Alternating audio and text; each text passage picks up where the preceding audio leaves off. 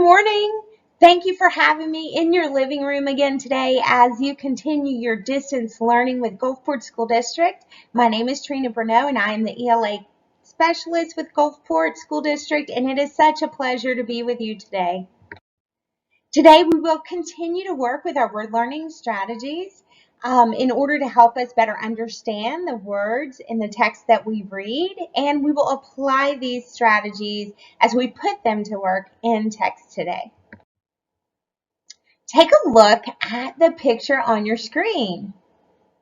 Yeah, that's a school. I miss my school. Do you miss yours? We'll get to go there again soon. For now, though, your home is your school, but every day when you go to school, you are learning, you are working with others, and you're getting great ideas. Sometimes you may have a teacher or a friend who really encourages you to try something or to think a certain way or to read something new. Now, we are getting that inspiration from home, right? From our home school. So we are inspired when we go to school. What about this picture? What is this? Yeah, the night sky. So look at all these stars. Have you ever gone outside at night and taken a look up and just look at how vast the night sky is and how loaded it is with stars? Great thinkers from way back have been inspired just by looking at the night sky. And I know that you're a great thinker. I'm not sure if you've had your inspiration from the night sky yet, but tonight may be the perfect night for that. So let's take a look at our word of the day. Our word of the day, well, it's inspire. The word of the day is brought to you in partnership with Gulfport School District and Barksdale Reading Institute. Let's say the word inspire 3 times together. Ready, set, and go. Inspire, inspire, inspire. Very good. Now, your vocabulary log. Do you have it handy? You do? Great. Grab a pencil because I need you to jot this word down in your vocabulary log as you continue to build your collection of new words. Okay? As you write the letters, I want you to say each letter out loud. And let's start by saying our word of the day out loud together. The word is inspire. Say it with me. Ready? And go. Inspire. Now write it in your log. Say the letters aloud as you write them. I, N, S, P, I, R, E. Inspire. Good job. Let's take a look at a picture, and I want you to think about the word inspire and what that word means. So here we have a picture of a girl who is painting and another girl who is watching the first girl paint, and they are in a field of flowers. Look just below the picture, and I want you to read that sentence out loud with me. You ready? Go. Watching my sister paint inspired me to become an artist too. Inspired. Oh, so I watched her paint, and that made me want to paint, right? So here's a definition for inspired or inspire. Inspire means to encourage someone to want to do, feel, or say something. Inspire is a verb.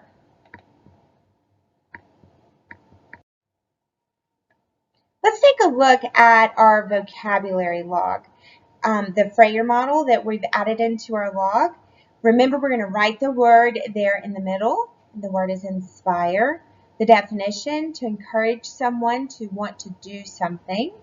And then for facts and characteristics, I've divided the word into its syllables, written down a way to pronounce the word, and written its part of speech. Because remember, with every new word that I learn, I'm now holding myself accountable or responsible for saying the word correctly, spelling the word correctly, and using the word correctly. Let's take a look at how we can use the word inspire correctly. The first sentence, I want you to read out loud with me, and as you do, I want you to ask yourself, what inspired us? Okay, ready? Here we go. Her courage inspires us to work hard every day. Inspires. Remember, that means to make someone want to do something or to feel a certain way. So what inspired us to work hard every day? Her courage. Very good. Let's read the second sentence together. Ready, set, and go. My grandmother's childhood adventures inspired her to write a book. So what inspired grandmother to write a book? Her childhood adventures. Very good. And last but not least, let's read the final sentence together. Ready, set, and go. Listening to music is inspiring me to paint animals for art class. So the music makes me want to paint animals. Must be a wild song, huh? Let's take a look at the pictures and we're going to make some connections. Think about each picture. Do the pictures show that someone is feeling inspired or encouraged to do something? All right, so the first picture, we have a picture of 3 people. Looks like maybe they're in a park, and I'm thinking maybe they're running some sort of race. Do you think so too?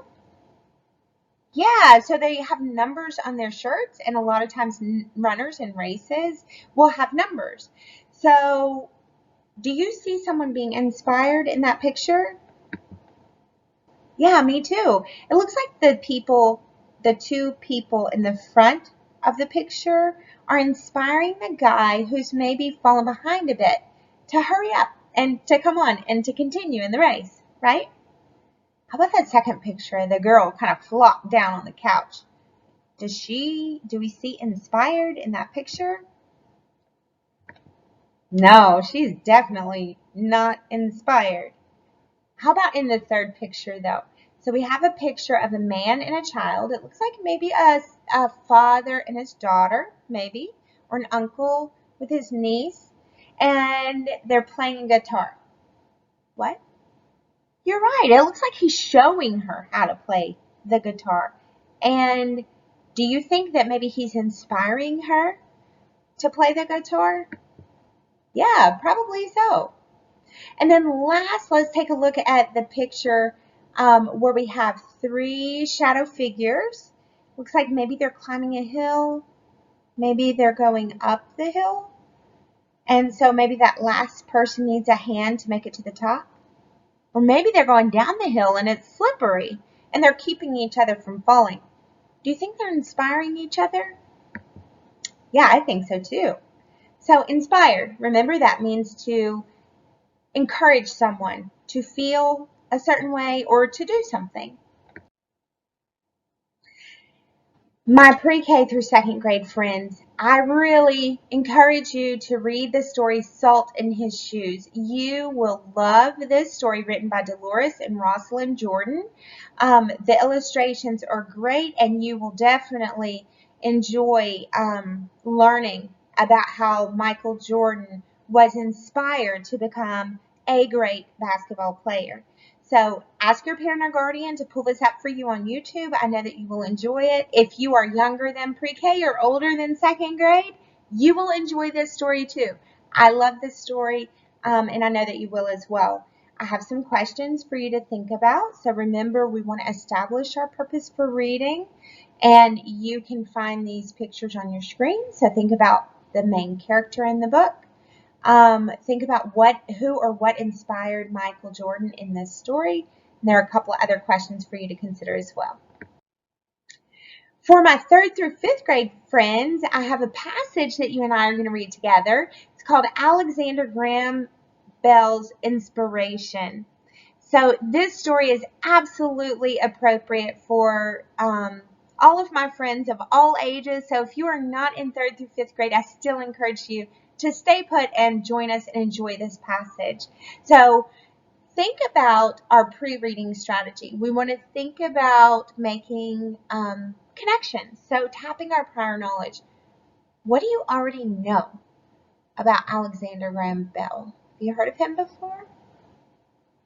You have? Oh, that's great. Take a look at the picture. What do you notice about that? Do you think that this passage is from something that happened in the present time or in the past? Yeah, I agree. Probably in the past. Taking a look at the people in the picture, I can make that guess.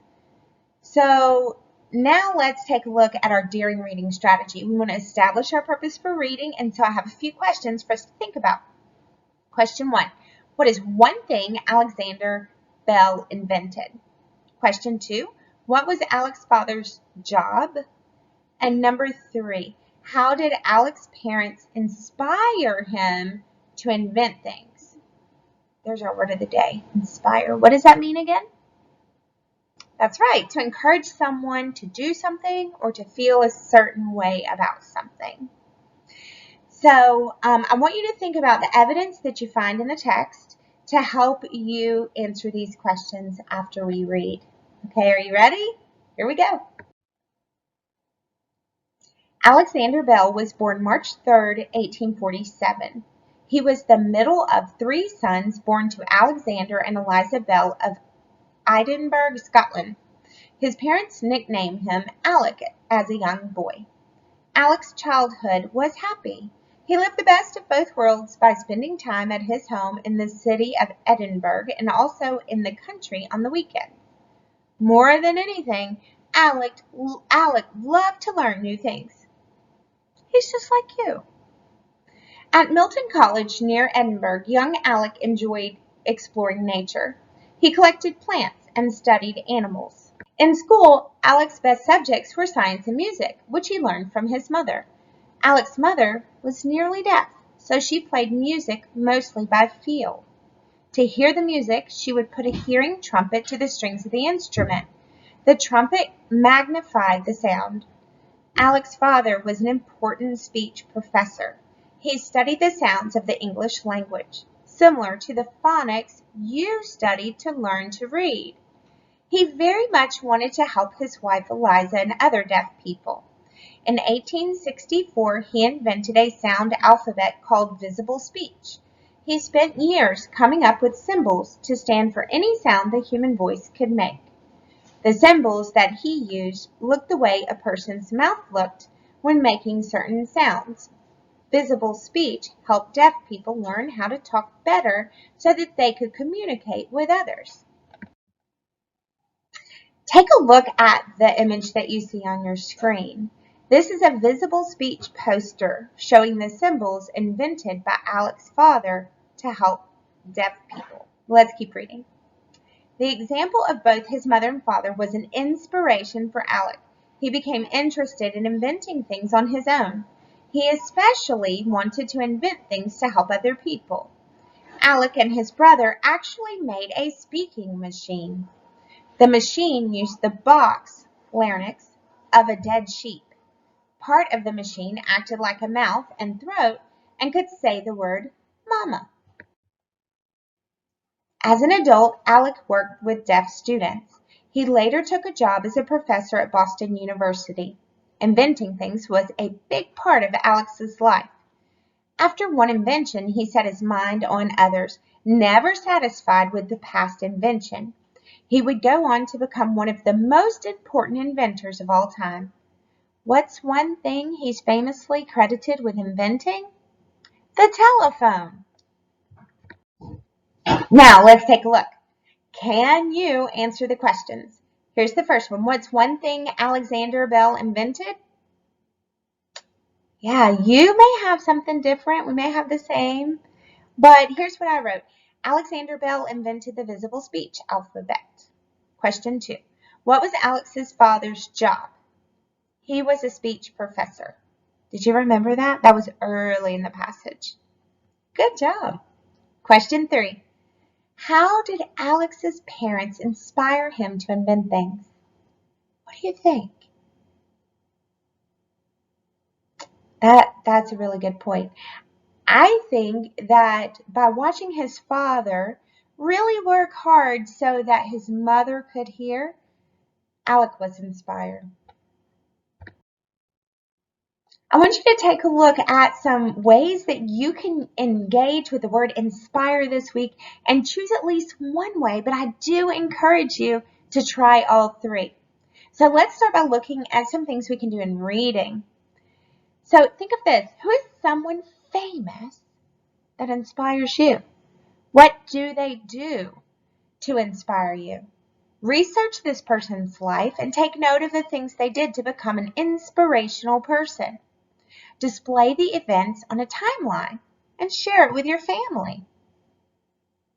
What about writing? Here's some things you can do. Write or draw about a time someone or something inspired you. Be sure you include details about, number 1, who or what inspired you. 2, what were you inspired to do? 3, what they did to inspire you. Be sure to include illustrations if you're writing. And here's an idea for speaking and listening.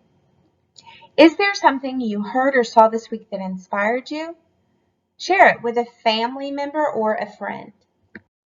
And for even more fun for lower elementary, use your computer or tablet to find some interesting facts about salt. Share your findings with your family and friends. You will love this after you read that book. Secondly, you can read the book about inspiration. This book is called Charlotte's Web. You may have read it. If not, you are in for such a treat. But then watch the movie with your family. Another thing, or more ideas here for our upper elementary and middle school friends. Here's one thing. Alexander Graham Bell is credited with inventing the telephone. Create a PowerPoint slideshow to show how the telephone has changed over time. You could also do a Prezi. Those are a lot of fun too if you've never made one of those. Here's another idea for ways you can engage with the word inspire this week. Watch the inspiring movie and write a summary. I know that you will enjoy these activities. It has been such a pleasure to be with you today. Thank you for allowing me to join you. Until next time.